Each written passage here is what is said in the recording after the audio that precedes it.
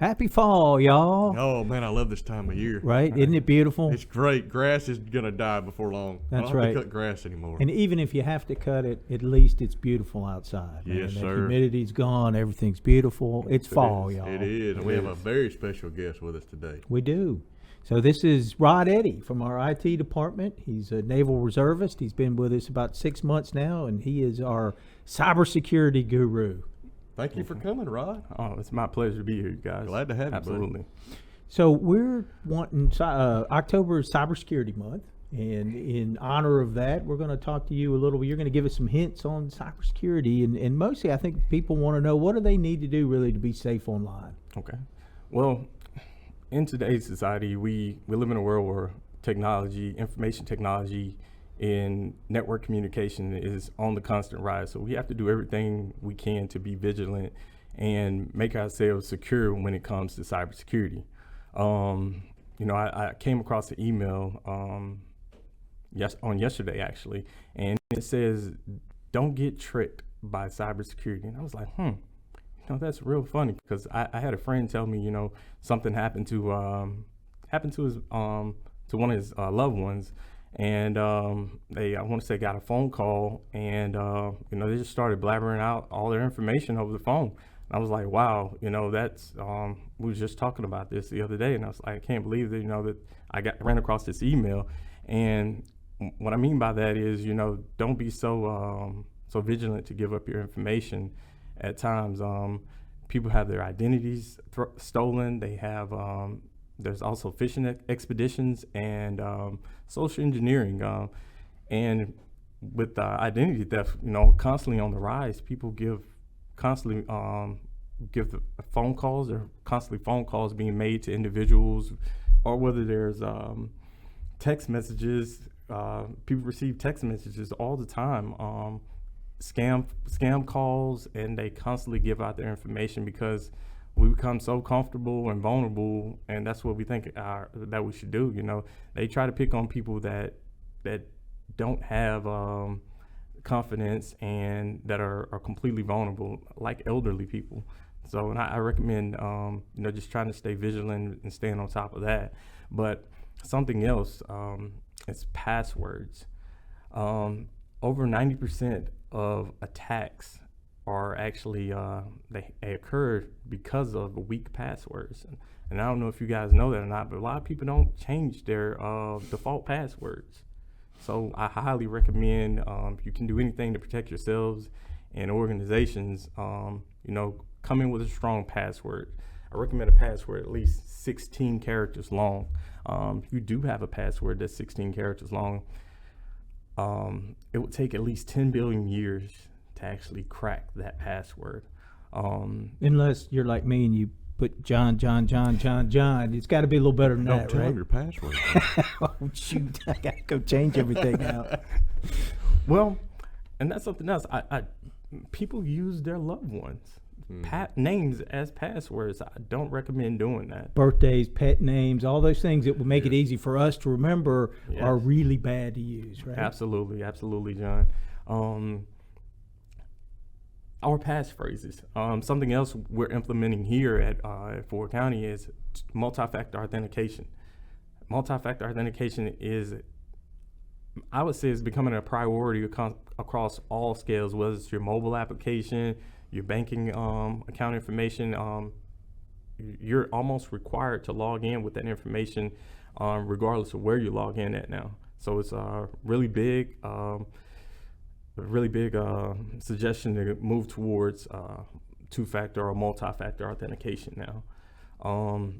One of the big fundamentals in cybersecurity that I want to touch base on is the CIA Triad, which consists of confidentiality, integrity, and availability. With that being said, confidentiality, you basically it's to maintain security. And if I basically have, let's say, a piece of email or documentation, and I just want to share with you two, well, I expect for that information to remain secret amongst us. And by doing that, we can take that that email or that document, and we can try to put it on a lock and key. And basically, only two people or three people that would have the the means to that information with the people that have the key. The same with, hey, you're not just going to allow somebody to come into your house every day, because guess what? They don't have a key to get into your facility. So it's the same thing with being confidential with information. Integrity. We want to maintain integrity of that document.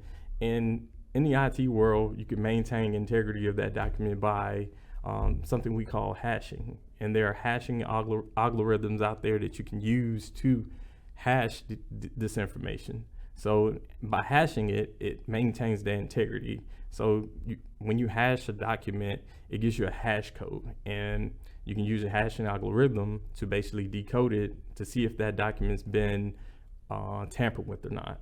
So if that document comes out after you use the hashing algorithm, if it hasn't been tampered with, then you know that that document maintains its integrity.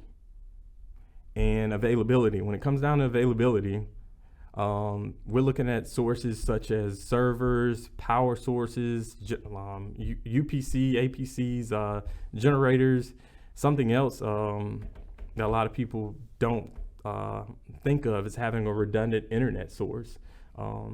That, depending on where you are, if you're running some type of business, I would definitely recommend using a redundant internet source to keep your network up and running like it's supposed to.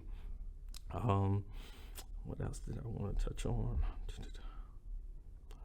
Oh, and emails. As far as emails go, we want to make sure we're vigilant and not being, so careless when we're looking at our emails. If you see an email that doesn't look like something that you are expecting, or it looks malicious in some type of way, please reach out and contact somebody, whether it's the individual that the email it says it's from.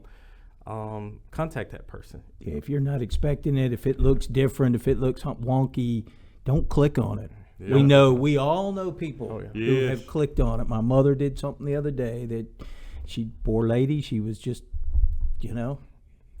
got it and thought, okay, I'll do this, and just be vigilant. We work around people enough too that you know their tone and how they sound in their emails. If it doesn't sound like them too, that's another indicator. That's right. That is an indicator. And poor spelling in emails. Yes. There's just, if you get one from PayPal or Amazon saying that your order hasn't shipped, and you're like, well, I don't remember ordering that. Probably you didn't, so don't click on it. You have to be more careful. I hear too now that the criminals are going to your social media page and they'll say, all right, John, Rod, we were at the party together last week, and they'll come in that way. They weren't at the party. They saw on Facebook that you were at the party, and they try to befriend you that way. And get into your information. Yeah, and that's another thing, if you can secure down your social media profile as much as possible. Like you said, people are constantly strobing the internet, looking for social engineering ways to attack you. And that is another way of getting in and getting your information. Even as simple as putting your kids' names out there. We just mentioned not using your loved ones' passwords as passwords. Yeah. Well, guess what? If you put that information out on the social network like that, hey, you just made it readily available for somebody. That's right, and people know when your birthday is and all the rest of that. Absolutely. So. Well, Rod, we're definitely blessed to have you on our side, helping protect us. I do want to say that we value our members' information, and we have multiple measures in place to keep that information safe with Rod and the rest of the IT team. Part of that team is behind the camera today. You can't see him, but PJ Hughes is also part of our IT team keeping us safe. So thank you for all you do. Oh, hey, it's been my pleasure, you guys. And just one last thing, you guys. We are all considered to be guardians of information security, so it's everybody's responsibility. It's just not the IT department. Everybody has to do their part. That's a good point. Yeah. So, because we get in trouble when we don't. That's the best reason, right? Y'all have all heard horror stories of businesses having to pay ransom, and you just got to do the right things and be safe. Absolutely. And luckily, we got a lot of smart guys on our side. Let's keep it that way. That's right. So we'll be right back. Tired of paying high prices for slow internet? Why not try Fastnet Fiber Broadband? It's the fastest internet available. It's affordable, reliable, and it's brought to you by people you know and trust. If you're ready for the best internet around, try Fastnet. All right, welcome back, everybody. Glad to be back. Good stuff from Rod And I hope we all take that to heart. October, busy month for us. Yes, it is. Couple things. Not only is it Cybersecurity Month, but it's also Co-op Month And breast cancer awareness. and Breast Cancer Awareness Month. So we'll be wearing pink hard hats. Yes, and, we will. pink T-shirts for the ladies on Fridays. caps. Pink caps, that's right, to make sure that we're doing our part to bring awareness Yes, sir. to the fight against breast cancer. But Co-op Month, a big one, obviously. Yes. We are a member-owned cooperative. Right. If you receive electric service from 4 County Electric Power Association, therefore you are a member owner of 4 County. 4 County is a owner of 100% Fastnet, so thereby you are a member owner. That's right. So, And we adhere to 7 cooperative principles. and we're going to throw those. A co-op. That's Sorry, right. John, We're go going to ahead. throw those up on the screen for you to take a look at. But those are the things that we live by every day. And you said it earlier that it's a great way to run a business. It's really the best business model in my opinion. I know I'm biased, but a not-for-profit utility industry, member-owned, is how we can provide such good service to our members. If you don't know much about 4 County or its structure, go to our website. I think you'll see that the brand and the image and the employees of 4 County really strive to serve you better every day, which leads us to our next topic, John. That's right. So October is also Customer Service Month. Yes, we And- couldn't do what we do without our employees and their great customer service skills. No, those folks are on the front line. So those are the folks that you deal with every day when you do business with us. And those are, as we like to call them, the tip of our spear. And our customer service folks are working really hard right now. Yes, they are. And if you have a chance, find a way to drop a note, whether it's an email or a text message, or respond on social media showing your appreciation for the hard work all the employees do at 4 County. We say we're all in customer service, so just take a moment to thank them for the work that they do. That's right. And you can drop us a line and let us know. We like to do attaboys and attagirls for our folks when we get outside approbation. So send us something, and we'll be happy to spread that amongst our employees and let them know they're doing a great job. Amen. None of us are perfect, but we can always be better. If we can do anything better, please let us know. That's right. And I guess we're always busy with broadband. Yes, very busy. It's hard to believe, John. I think we put fiber on the first pole 2 years ago next week. That's right. We're right at 7,000 customers on broadband, more to come exponentially. We put about 2,800 miles of fiber on our network. A lot of growth in 2 years. We're blessed, man. It is huge, and it is still growing. Amen. It's exciting. We know a lot more than we knew 2 years ago, and we're still Man. learning more every day. So we've just opened up our Lake Lounge phase, which Yes. is the New Hope area. Yes, And then we'll be building out north and east of there into the Magby. that's right. Magby, Stinson Creek, kind of my neck of the woods. I don't have it yet. But if you're in Lowndes County and you have not told us you're interested, please go to our website or call us. Let right. us know you're interested. Yep, and because we are coming. We signed up a record number of customers this last month, That's right. and we were hoping to set that record. I do know that one of the frustrating things for folks is that they can't get hooked up. Sometimes there's a delay between when we open up a service in an area and when we get somebody hooked up. And I want to remind people, when we started this 2 years ago, we asked for patience. Remember, we're a big co-op in terms of co-ops. We serve parts of 9 counties. We're really rebuilding our infrastructure on what took 80 years to build. That's right. So remember, we have 5,500 miles of power line. So to come back and build fiber over top of that takes some time. So be patient with us. Just let us know you're interested. We're coming. It just might take us a little bit of time to get. That's right. And if you have questions or you have concerns, you can email us, you can call us, and we'll be happy to answer those questions. And like Brian said, just be patient with us. Yes, and remember, if it's not fiber, it's not broadband. We're fiber all the way into your house. Other companies are not. You're not going to have as good as reliable service as you will with 4 County Fastnet. I promise you that. You can't say it any better than that. Well, I think that wraps us up for today. Thank you for joining us. Thank you, John. Thank you, Rod. Again, thank you, PJ, behind the camera. Have a good day, and God bless.